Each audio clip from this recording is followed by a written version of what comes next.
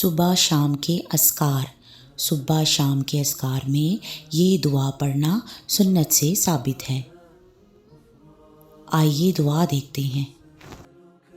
اللہم انی اصبحت اشہدک واشہد حملۃ عرشک وملائکتک وجمیع خلقک انک انت اللہ لا الہ الا انت وحدک لا شریک لک وان محمدا عبدک ورسولک۔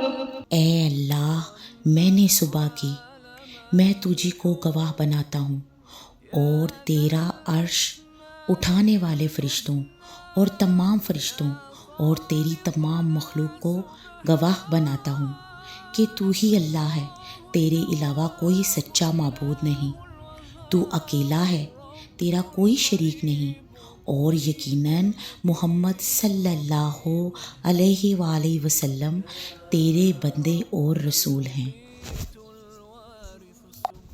حضرت انس رضی اللہ تعالیٰ عنہ فرماتے ہیں کہ رسول اللہ صلی اللہ علیہ وآلہ وسلم نے فرمایا، جو شخص صبح میں یہ کلمات کہے گا تو اس دن اس سے جتنے بھی گناہ ہوں گے تو انہیں اللہ بخش دے گا، اور اگر وہ یہ دعا شام کے وقت پڑھے گا تو اس رات اس سے جتنے بھی گناہ سرزد ہوں گے اللہ انہیں بخش دے گا۔